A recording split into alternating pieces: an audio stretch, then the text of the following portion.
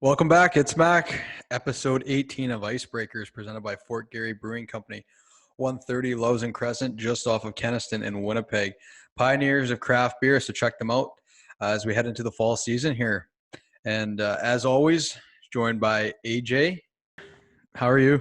Mac, it's been a good weekend here in Winnipeg. The weather's been great. We've been golfing a lot. Yeah. Things couldn't be better. Just a quick note on the weather here. Did you see Tuesday in Winnipeg? No. I feel like we're pretty lucky right now, and I don't want to look too far ahead to spoil it. 30 degrees. Come on. Yes. We were talking. And for our American listeners, that's about almost 100 degrees. So not sure what's going on here, but we're getting a pretty hot day.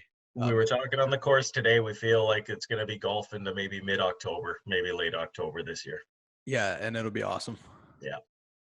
I just wanted to point out before we really get underway here that all of our picks from the NHL and NBA have been eliminated. Why you got to do that? Yeah, I think I had the Islanders, who was like my second pick. Yeah, we really tanked our picks this year. But you know what? We can find some sorrow in it because the Dallas Stars are the ones who beat the Colorado Avalanche. So, and they are up 1-0 in the Stanley Cup final. Very true. Yeah. How many games do you figure the series is going to go? I think it'll go 6 or 7. You think so? I think so. Okay. What do you think? I think Dallas is going to steamroll. No. Yeah, I don't know. Wow. Because we got to make opposite picks at this point, so at least one of us is going to be right. Yeah, you're right. Do you watch the U.S. Open? You saw the highlights. I was golfing all weekend, but I watched the highlights today. That what do you call him? What do you say his last name is? DeChambeau. DeChambeau. No, everybody says DeChambeau. It's got to be a soft A. I went to French immersion. I thought it was DeChambeau. Okay. Well, there you go. Anyways, he won his first major, and he's the only guy under par. He's the only guy under par, and he was just rolling. When he got on the back nine, he was hitting birdie, and he shot an eagle at one point. Poor Phil Mickelson. I know. We even gave Phil a shout out last week and said, "Boy, I hope he does good at the Open." Hey, when's Phil ever let anybody down at Winged Foot? Yeah, so shout out to Phil Mickelson. If we jinxed it, I'm sorry, buddy. Yeah, I'm pretty sure we had nothing to do with what happened out there. I was talking to my buddy about this. If you were to play around at Winged Foot, conditions like they were for the U.S. Open, do you think you could break 100? God, no. I might not break 200. The first day of the Open too looked really good, and it looked like everybody was comfortable. And then they moved it around for day two, and they sunk a lot of golfers this weekend. When I was talking about that, I did a little bit of research. I was looking at the greens and the fairways, and the fairways are 18 yards wide, if that, and the greens literally are so steep in some areas, and they're like cement. I think you're right. I'd have a hard time breaking 200. I actually don't think I could afford enough balls. I don't think I could bring enough golf balls with me to finish that round. They'd be in the rough, buried, 6-inch rough. Not even looking for it. They held up the hand, and the rough was up to the first knuckle. I know. It's crazy. I'd never see him again. No, it's crazy. And I don't know. What do you think, Mac, of NFL football now that we're into week 2? Well, there was way too many injuries in the week 2 Sunday, including the whole 49ers roster. How are they going to finish the season? Everybody's injured. I have the score app on my phone, and it kept popping up more than normal, and then in a normal football game, and it was Jimmy Garoppolo will not return. So-and-so will not return, won't return. I'm like, what is going on here? It wasn't just the 49ers. There are a lot of name injuries this week. I wonder if it has something to do with no preseason. Maybe. But yeah, there was a lot of big names that went down. But I wanted to just talk about the fans, because Miami was allowed to let 13,000 people into the stadium. Wait, did you see in Dallas today? No, how many did Dallas get? It looked full. Jerry Jones said they were playing in front of fans. Yeah.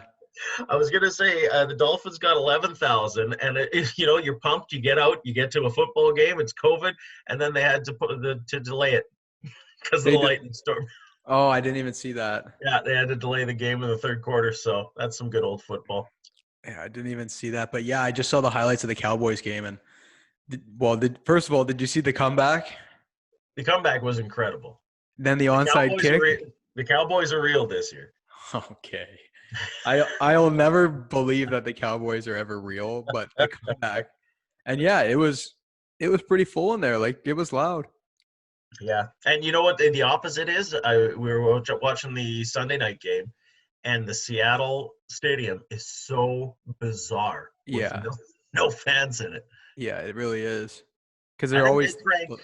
I think they crank the fake noise up more than most other stadiums, though, because they're the loudest. Yeah, and I think that there's a limit on how many decibels they can do. But I was thinking the same thing when I was watching, was that it sounds louder in there. Maybe they're allowed to do up to the decibels that they've reached in the past. So as the loudest stadium, they got to crank it up a little bit more. Well, maybe. I mean, I was thinking that, and it would probably be fair if they were allowed to do that. Yeah. Because they are always sold out. It's not like it's a one-time thing. No, I was reading up about it. There aren't many teams. A lot of teams are thinking about fans. I noticed Vegas isn't going to do fans. They've already ruled them out for the whole season.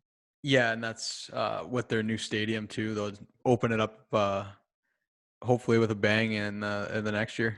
I do hope they can get some fans into that new LA stadium because it looks fancy. But I think it's the same thing. Like, you need to wait until you can have it sold out. Yeah, that's one way of looking at it. Because you only get one opening night at a stadium. Maybe. I don't know. Not in these conditions. I think you can fit some people in there, and then next season, hit it with a bang. I don't know. I'd love to be in a stadium like that when you have to distance, actually, to be able to spread out and experience the place a little bit, Yeah, that's another good point, a good way of looking at it. I don't know. I just think I love sold out crowds. I love it. And I can't wait to see it again and be in it again. Well, just go down to Dallas, I guess. Yeah, no, exactly. Did you see any of the UFC this weekend? I did not. No, who was fighting? I don't even know, but I put it on. I put it on in between the intermission of the hockey game. And then by the time that 18 minutes is up, I'm hooked, and I'm just right back into watching it. And of course, Bruce Buffer was there, and I just can't turn away when he's yelling at people and introducing them. I just think it's the best thing ever. So you're in for any fight as long as Bruce is doing the names. Okay. Yes. Actually, there was Donald Cowboy Cerrone was fighting this guy named Nico something. And the Nico guy kept poking him in the eyes, and it had to keep getting timeouts. So then he poked him again, and the ref goes, "You good? You good?" And the Nico guy goes, "Yeah, I'm good." And the ref goes, "Not you, him." And we know you're good. Yeah, and then when they announced the decision, because the fight went the distance, they announced the decision, and it was a draw. And the Nico guy he's like, yeah, and he's fired up, and Cerrone's like, "Are you kidding me? A draw?" It was so funny. I like Cowboy Cerrone, but only because he had a cameo in Always Sunny in Philadelphia. Yeah. It's instant fan. There you go. Yeah. We were talking before the show today about who we thought the best athletes of all time were, and we were gonna. So I thought that was a good kind of thing to do today, is pick our top three, and the rules. A lot of guys in a lot of closed rooms have had this conversation, so let's lay it out and actually put ours down on paper. Sure. And as always, you get to pick first, and we will see if you can stay at 3 today. I'm so happy that I get to pick first, because I think I get the best pick. I think everybody who I've written down today for best athlete stands out as somebody who dominated their profession and their sport when they played the game. And so my first pick is 23, Michael Jordan. I think he's the best of all time. And what a documentary, right? Right. And that was just such a cool way to like reintroduce yourself to 90s Michael Jordan. You Yeah. know, somebody who you grew up with, and then all of a sudden he's here with you on Netflix now too. You know what? And I think it was also a really good way to like introduce Michael Jordan to people of the 2000s, right? That were too young to remember watching him, but always hear about him. And then you kind of watch it like, wow, this guy, he had it. Everybody is high on LeBron, and LeBron's absolutely one of the best players, but Michael Jordan pulled away from other players. Oh yeah. He looked No, like a he different species on the court when he was playing. no, 100% agree. I'm going to go just based on your ground rules, and I like those because that's what I was thinking when we were talking about this. Just Sure. sheer domination, and that's Tiger Woods. It's a good pick. That was my number 2 pick. I'll cross that one out. Tiger He, Woods. I don't think that there's great golfers now, but there's no one that is as dominant as he was in his heyday. No. And much to Tiger's credit, he drew people to the sport. He did. Absolutely. Golf was an old guy sport before Tiger Woods started banging it. And you got to give him credit for building up the sport to the level it is today. I agree 100%. Good pick. Number 2 pick for me, if Tiger's off the board, it's tough. I got 2 written down here. I am going to say the great Muhammad Ali. Wow, that's a good one too. I got Ali on my top 3, I think, because again, and you know what? Like Tyson could have been a pick there, and Foreman could have been a pick, but I think just the attention that Muhammad Ali brought to boxing at the time, he's the best that did it. Yeah, no, I agree. I'm gonna go with for my still playing. He's still playing, and I just think that in the same way, maybe not the same way that Tiger Woods changed golf, but Sidney Crosby changed the game of hockey to a skill, fast, speed game that you have to be able to skate, make decisions quick. And I think when he came into the league, it started to change from the old school hockey to the new school. And he's done. I mean, he's an unbelievable talent, and he still is. He still gets the job done. He does. We might have to have a whole separate conversation on this, but would you put Crosby over Gretzky as the best to play hockey? I didn't get to see Gretzky play. Okay. And I think, in my personal opinion, I think the game is harder now to score goals. At the end of the day, it's harder to score goals now. And I think, yeah, I would put Sidney Crosby ahead. That's good. That's good. I like that. I'm going to go back to pick number 3.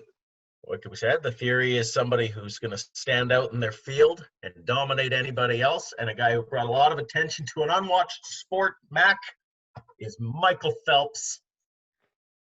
And wow. I'm putting him as one of my best and most favorite athletes of all time. Yeah, he sure did bring a lot of attention to an unwatched sport. He really did. And again, like, you know, even before Michael Phelps, I watched the Olympics. I didn't pay a whole lot of attention to the Olympics. You just root for your country. Right. But you tuned in to watch Michael Phelps race, and then you just watched the gap between him and the other swimmers get bigger and bigger because, again, he would pull away from people. Yeah, no, 100%. Pick number 3. My last pick, also still playing. Okay. And a little bit off the board for us North Americans. But I'm going to go with Leo Messi. I had a feeling that was who you were talking about. That's a good pick, man. He's just a phenomenal athlete. You watch him, like I've tried to play soccer and I'm so uncoordinated, like just running with a soccer ball. And to see him do it at full speed and go in and out of like 5-6 guys, like, I don't know. I just think he's an unbelievable talent that doesn't come along very often.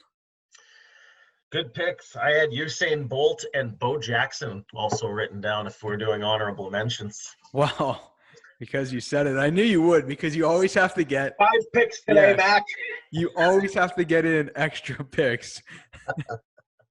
My honorable mention, I also had Usain Bolt, but I had Tom Brady. Yeah, that's and I was debating heavily between Tom Brady and Drew Brees because I'm a little guy, and I think Drew Brees has done a lot for the sport for little quarterbacks. I thought you were going to say Peyton Manning No, instead of Drew Brees. no. I thought it was always Peyton and Brady going at it.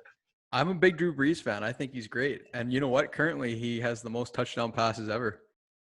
I mean, everybody knows that if we were to pick the greatest NFL player of all time, it's Chad Ochocinco Johnson. Coming from a true Bengals fan. There's nobody better. Child, please. I think that might be an oversight by a Bengals fan, but we'll let it slide today. Check us out on social media at Icebreaker Show with 2Ws, Twitter, Facebook, Instagram. Thanks for listening on Spotify, Apple Music, wherever you listen to podcasts. We really appreciate it. Great guest on the show today. Used to scout with Hockey Canada, was the head scout of Hockey Canada, and now currently a scout of the Vegas Golden Knights. And he had his hands in picking the World Junior teams where he won. Started in the Saskatchewan Junior Hockey League, worked his way into the Western League, won the WHL Executive of the Year, and had a long career in the Western League before heading over to Hockey Canada, and now currently in the NHL. So without further ado, joined by former Hockey Canada head scout and now current Vegas Golden Knights scout, Brad McEwen. Brad, how's it going? Good, Mack. Glad to be here. Yeah, thanks for joining us. How's the summer been so far? A little different? Yeah, it's been really different. With my role with Hockey Canada, the summer was almost as busy as the winter. With the U17 camps and preparing those rosters for the camps, and then the camps themselves. And you rolled from U17 camp into Halinka camp, into World Junior Showcase, and then back to Halinka tournament. With that particular job, there was always something to do, which I loved.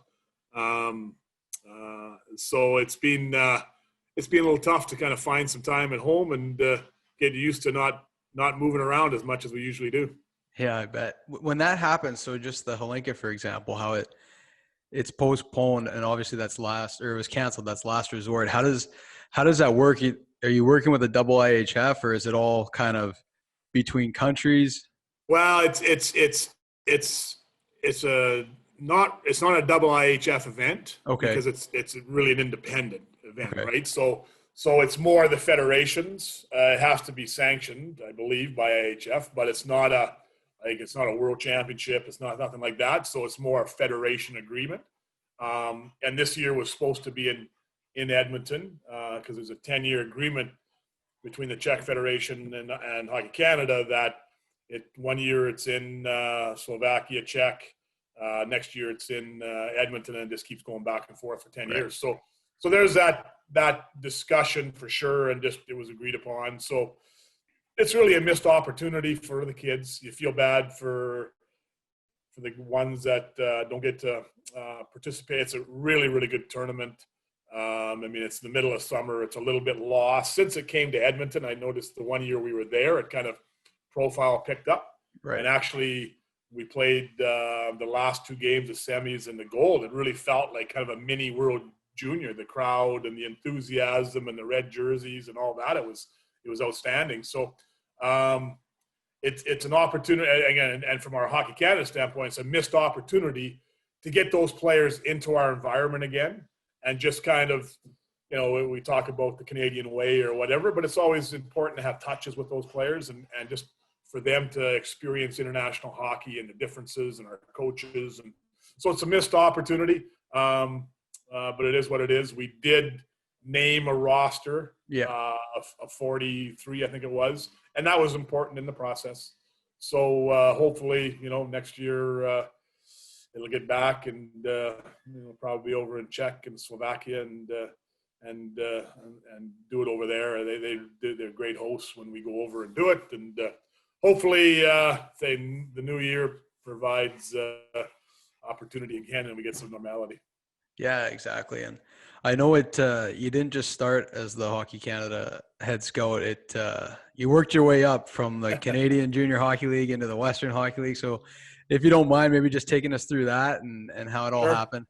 Yeah, no, I've been involved kind of full-time, or lucky enough full-time to really be doing it. This is about my 33rd or 34th year. And you talk about coming through the ranks. I coach Bantam, I coach Midget, when I was in my kind of mid-20s. I put my focus into that. And I had a brother that was kind of leading the way. He played at U of S, and then he had an injury and couldn't play anymore. And he was assistant coach to Dave King. And he kind of got into it. And then he got hired by Humboldt for a year, and then he went to U of S. I kind of followed that. I really was intrigued and followed what he was doing and enjoyed it, loved it. So I went through the minor hockey probably for about 5-6 years, and then went into the SJ. Melville was my first stop, and really, put the foundation together, and was there. And I was in 10 years in the SJ as a coach, GM, and really I call that my university and my education, because at that level you do everything. As you know, you do everything. You're GM, you're coach, you're part trainer, you wash clothes, you schedule everything, and it's really, really an education. You deal with the players, you recruit. It's really, really good. And I can't say enough about my experience there. And then I was lucky enough to go to Swift Current with Todd McClellan for 2 years as a coach GM. Actually, I was a head coach in Medicine Hat 2 years prior to that. Kind of jumped in that, got hired late, didn't go real well, but learning experience as a head coach. Didn't work out. Went back to the SJ, went there to Swift, and really those 2 years with Todd, where you can sit back kind of in the weeds and provide support and learn, and it was tremendous. Great 2 years. Todd was an unbelievable person to work for. And then lucky enough when he left to the pros, I got head coach and GM, and then it kind of went from there, and spent 17 years in the Western League. I was head coach, assistant coach, GM, assistant GM, player personnel, every term that you could ever possibly get, I probably had at one point, or a combination. So really loved my time. Ended up the last 7 years as head scout, player personnel, GM in some form throughout 7 years in the hat. Really, really enjoyed it. Worked with Willie for 3 years, Desjardins, and then when he left to the pros, worked with Sean Clouston and Daryl and Brent Mazer, the owners. Really, really enjoyed that. And then lucky enough to, after 7 years there, got an amateur job with Calgary, and did that for 3 years and was happy doing it, did the West. But the Hockey Canada job came up as head scout. Ryan Jankowski moved on to Buffalo. And it was always kind of a bucket list thing. I had applied for it before and never really got too far. And now having some NHL experience, I wanted to take a run at it, and was lucky enough to get it. And really the 3 years there, loved every second of it. Great people to work with. You work with 6 teams a year. Our priority obviously is the World Junior. We were lucky enough to win two golds in those 3 years. So I mean that really, really was special, and disappointed kind of how it ended, because the COVID hit, as everybody knows, and there was furloughs and layoffs, and the national team got hit. No hockey, no scouts. So I got furloughed, and one thing led to another, and the opportunity to sign with Vegas, and new chapter, new life, and really looking forward to when we get back, get going. Know Kelly McCrimmon real well from the years in the Western League. Bob Lowe's their head scout, who I coached against in the SJ, I coached against in the Western League, and know him real well. And I know a lot of the other guys that work smaller staff. So excited about it, and was really hoping they'd get through that conference final and get in the Stanley Cup and get on some coattails and be part of a championship, even though I had zero to do with it. But hey, you're always hoping that you could get on the coattails of something. So unfortunate, but they have a good franchise, good organization. Excited to be part of it when we get going. No, they definitely hit the ground running. I saw something funny. It was like those long tenured Vegas fans are gonna have to suffer for another year. Yeah, isn't that true? Eh? Yeah, that year that it kind of dips, as we know it always does. Oh, there's going to be hardships during those times. Exactly. I'm gonna just point it out here, but you did win the WHL Executive of the Year in 2001 and 2, which must have been a special honor. Yeah, it really was. It was I think it was second year in as the GM coach. Really, really special. I mean, that league, I can't say enough about the CHL and how good the league is, how professional it is, how it's run, and to win that honor with so many good other GMs in the league and administrators. And yeah, for a young guy, it was really exciting. And, I think those awards you always talk about, it's more about, the other coaches around you and your players. And it's a real team thing. But yeah, it was really, really special. And it was exciting at the time. Someone had pointed out to me that you might have had a hand in or did draft Cale Makar in the 8th round when you were with Medicine Hat. Yeah, we outsmarted everybody in the 8th round and took Cale. So that's gotta, yeah. Actually, you know what? I honestly didn't know a lot about Cale. But one thing in the hat is that we really had a specific type of player that we really valued. We didn't care about size. Really, keyed in on skill, on sense, competitiveness. But that skill was really important. It still is important in how they do their drafts. And Cale was a small, a smaller defenseman. He was an 8th round pick, but I had a fella, Barry Prince, who still scouts for him from the hat. He was all over it. He loved the kid. He loved his sense. And he probably started hounding me about the 4th round to get this guy. And we thought we could kind of push it back, lucky enough to get him in the 8th. But there was something there that fit. If you would have asked me that day, did you perceive what he is today? And not a chance. Right. He's going to be a superstar, this kid. And kind of his 16-year-old year, he went to Brooks. We couldn't recruit him. I think we had a chance earlier in the process, but and again, stupid on us, is that we just didn't make that commitment earlier enough for him.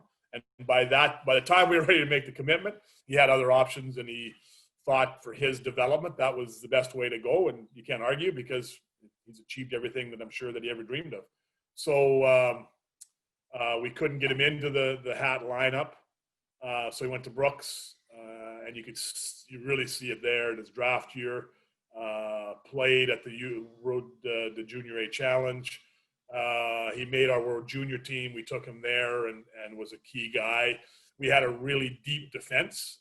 Probably, we didn't end up playing the minutes that you would expect a player of that caliber, but we had really good players, like really good defense. So everybody did their part, and he was a key contributor there. And then he just kind of went to UMass, and just it's phenomenal. But I like to hang that on ours and say, yeah, we drafted Cale. We knew nothing, but it was the 8th round, and really somebody else pushed for him.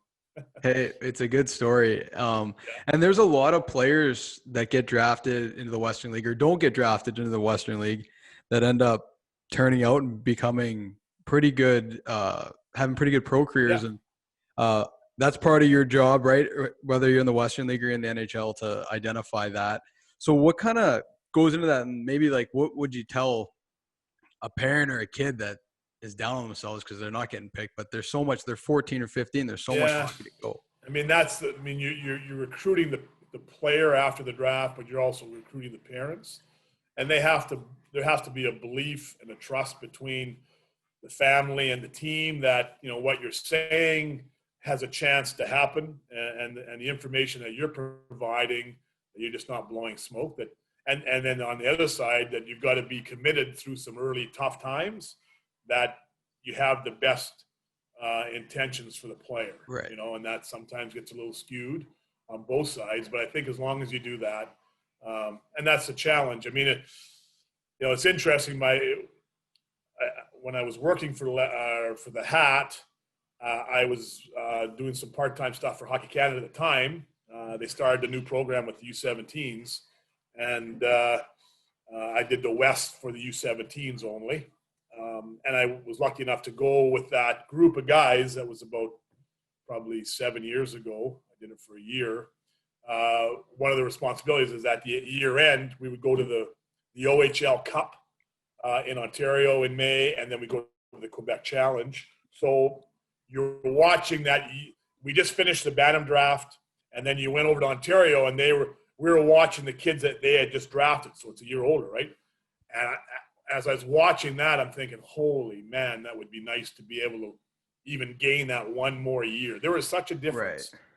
Physically, game-wise, when I went to Ontario and Quebec than there was at the Bantam. And that doesn't, it doesn't disrespect any of the Bantams are really good players. But honestly, I think what you're selling and what you're recruiting with, you have more knowledge. You have more that 1 year gives you. Like it's you walk into a Bantam and you know how it is.